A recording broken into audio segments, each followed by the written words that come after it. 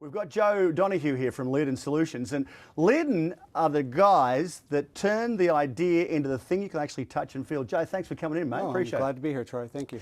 Now, I get that you create the stuff. Like you take an inventor's idea, they come in with a bit of paper and they show it to you and say, make this look like I think it might look in my head. It's got to be a hard thing to, you've almost got to be as creative as them to work out how it might actually look when it's finished. Right, because we're under a few more constraints here. We not only have to make it kind of look like what they want it to look like, but we have to actually make it manufacturable.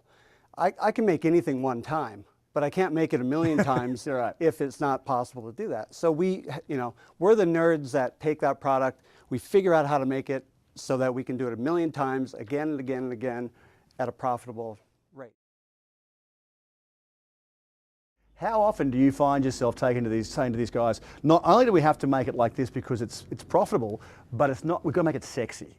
Right. How do you match those two things together? Well, we do have good industrial designers. The engineers aren't the ones that actually make the product look good. If you had an engineer make the product and go from engineering, you would have squares and circles. That's all you would have, because engineers don't know how to do anything more. Right. But we have the people who went to art school, understand the human factors, the interface with the actual product. So, but if you burn boats behind you, you try to do it while you're still in the idea phase. And you do images and you scrap those over time. But try not to go all the way into production tooling and then scrap that. Now, Apple has the money to go do that. Entrepreneurs don't have that money. Taking that great idea, maybe turn it into something you might make a few bucks out of it. And before the break, we're having a chat with Joe Donoghue from Leardon Solutions, who actually makes the stuff that you've got in your head and turns it into a product you can actually touch and feel. And you guys were having a conversation about the prototypes and making it look good and feel good so the investor can get their head around maybe putting some money behind it. Right. What happens next? Now, clearly you've got to go somewhere and get this stuff made.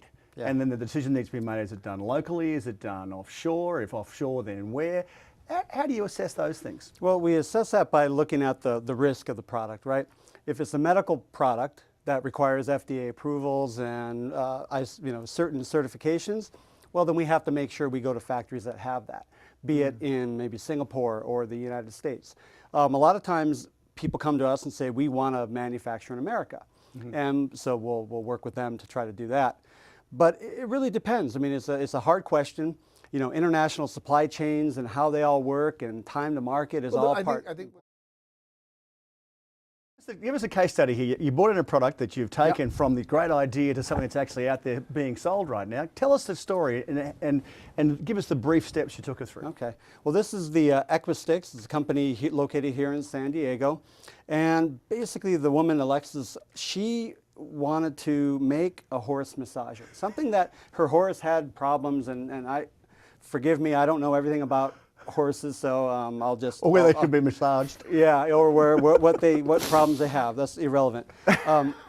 Basically what she wanted to do is her horse had some problems and she wanted to be able to massage it. And she thought, well, hey, there's a massage tool here for humans, right? Where you go out running, you can massage your legs. We're getting dangerously close to a different show. All right, well, I'll step back then. So she wants to clean her horse, and she wants to comb the hair, and she wants to massage at the same time. All in one step. All in one step. And well, so that's what that does. And what do they do? The market. She knew what she wanted. She knew what horses wanted, and went off and doing it. And we took her through the steps of prototyping the correct way. How long from start to finish? For this one, it was about a little less than a year from start to finish, from when she called us to when she was actually in inventory, in her kitchen, and ready to sell. And she's selling right now, and things are going well for her.